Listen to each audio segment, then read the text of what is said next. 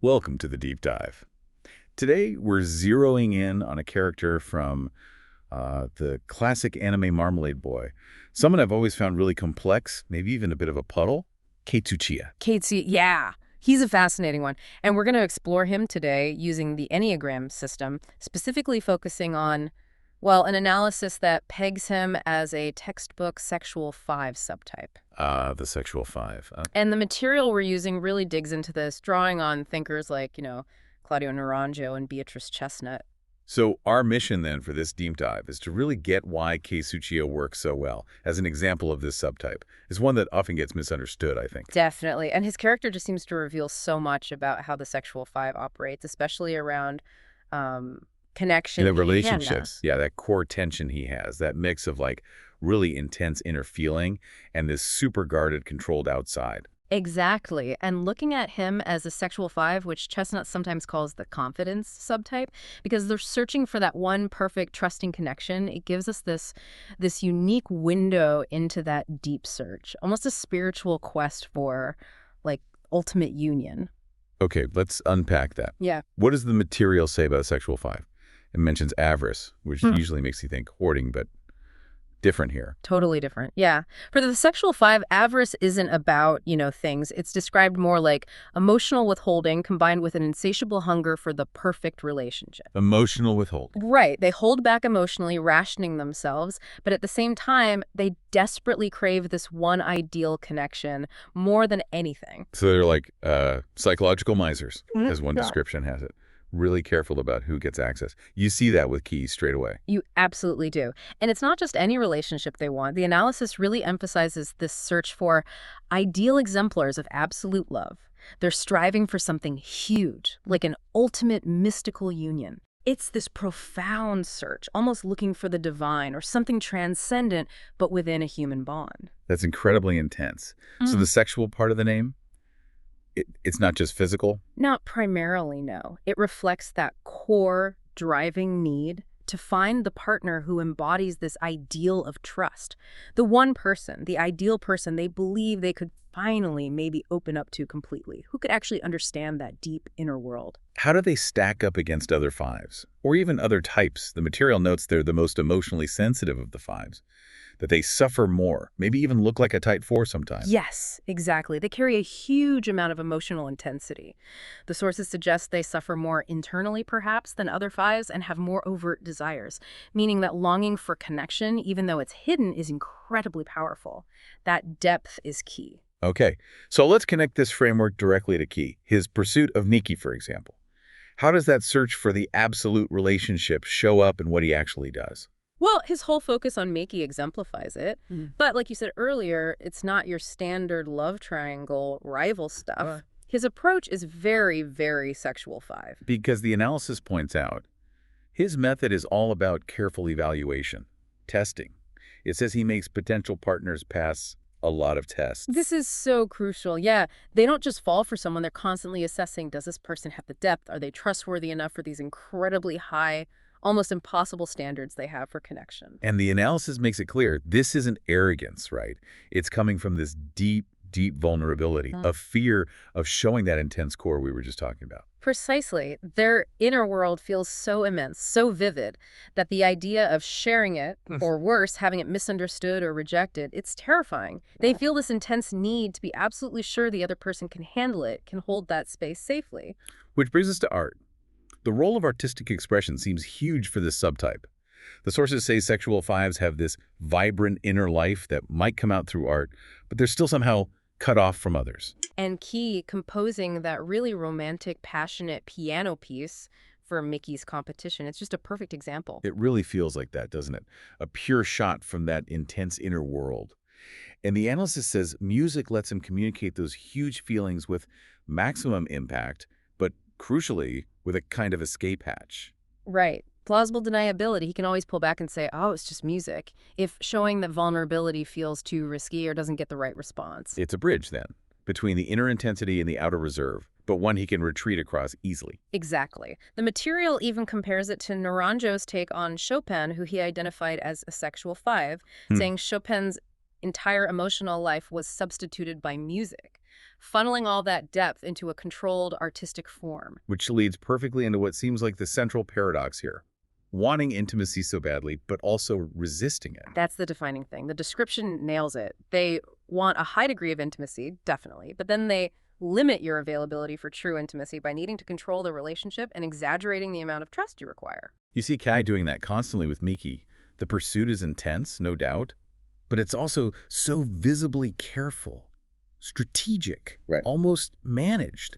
Yeah, orchestrated is a good word. He creates these moments, like with the music, where a connection could happen, but there's always seems to be a clear line of retreat, a way to pull back if it gets too close too fast. And it's important, the analysis stresses this, that this control isn't about manipulation in the usual sense. It's protection.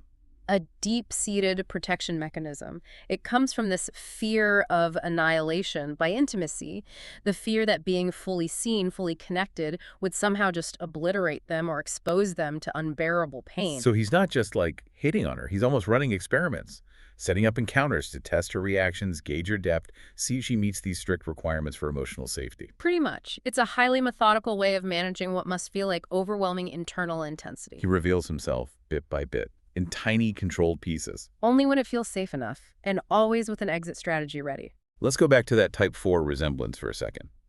The observation that sexual 5s suffer more, resemble type 4 more, and have more overt desires. That could explain why Kei, at first glance, might seem like a 4, right? With the art, the intensity, the idealizing. It could, but the key difference, according to the analysis, is how that intensity gets expressed, and why. A type 4 often kind of broadcasts their suffering, their unique inner world. They want validation. They want people to see their depth. The guy keeps this contained, doesn't he? It's not for show. It's reserved. Revealed strategically, maybe, and only to someone he feels might actually get it. Someone worthy of that access. Yes, a 4 might dramatize their pain to connect or get sympathy. Kei, though, usually hides his struggles behind this cool, competent front. The suffering is real, absolutely, but it's held close.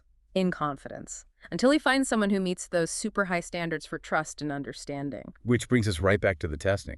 It seems like such a core pattern, driven by just how vulnerable they feel inside. They've got this incredibly rich inner world, right? And letting someone in feels like handing over the keys to something unbelievably precious and fragile.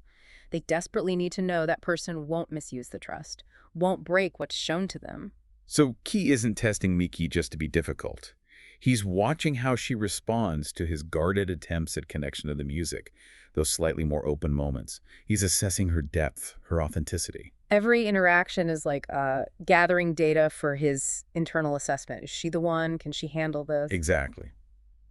And while this intense selectivity protects them from being crushed, the analysis points out the sad paradox.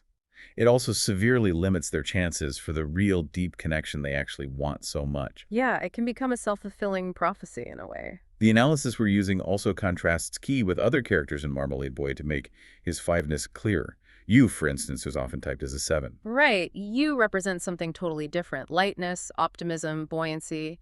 He offers Miki this kind of reliable stability and ease. It's comforting. But maybe lacks that deep, intense, sometimes stormy emotional world that Kei hints at. Exactly. Kei is kind of the safe harbor, the known quantity, the steady source of affection. Kei, on the other hand, represents the promise of something else. Something transcendent, maybe. A unique, world-altering connection. But only if you can navigate his complex defenses and pass those tests.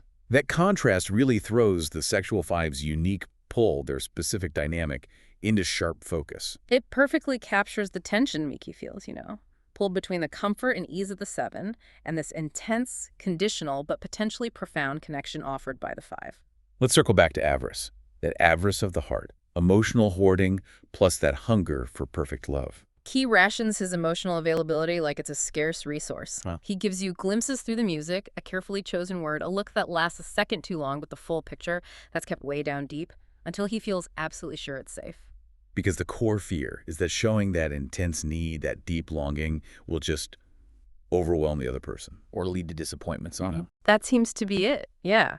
And it's this fascinating paradox in the material highlights because the very act of withholding often creates this powerful mystique, this allure. Right. That sense of hidden depths, beneath the cool exterior is incredibly intriguing, especially to someone like Miki, who seems drawn to authenticity and deeper meaning herself. Which connects straight to the romantic idealization, that search for the ultimate mystical union. That really defines their whole approach to romance, doesn't it? Yeah. He isn't just looking for a girlfriend, he's searching for perfect understanding, complete acceptance, total emotional fusion with Miki. It's almost spiritual. It really is, and this incredibly high, maybe unattainable ideal works in two ways. It fuels his pursuit intensely, but it also protects him. How so? Well, it justifies the withholding, the testing, because he's not looking for just any love. He's preserving this fantasy that perfect transcendent love is possible, if only he can find the right person under the right circumstances. It's a powerful internal narrative. Absolutely, and it makes total sense when you think about their inner landscape. This rich world bursting with intense feelings, romantic dreams, artistic visions, contrasted so sharply with that reserved, controlled outer self. Chestnut's phrase about the vibrant inner life, but being cut off from others, that really captures it for Kei.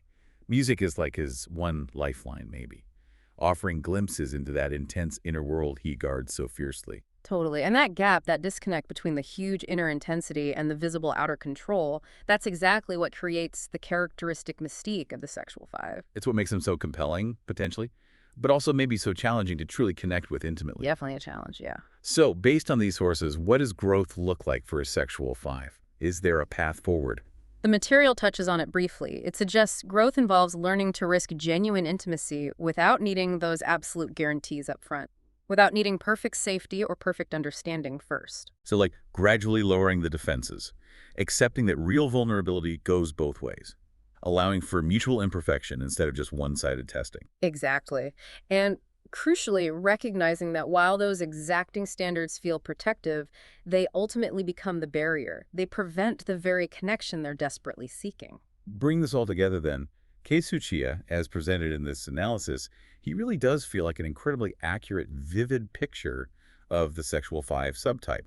It lines up so well with Naranjo and Chestnut's descriptions. He's a fantastic case study. His character just illuminates so clearly how this specific type, the five, operates in relationships, offering this potential for profound connection while also keeping up these significant, often hidden walls. He gives us invaluable insight into this really nuanced subtype, embodying that paradox, Yeah. intensity and isolation all at once. And his avarice, it's not about lacking feeling at all. It's almost an overflow of feeling, so much that he feels he has to contain it carefully and share it strategically, only with the very, very few he deems truly worthy of that trust. Wow. Okay, this deep dive into Kei Tsuchiya really underscores the fascinating complexity of the sexual five, their unique, often paradoxical way of dealing with intimacy and connection.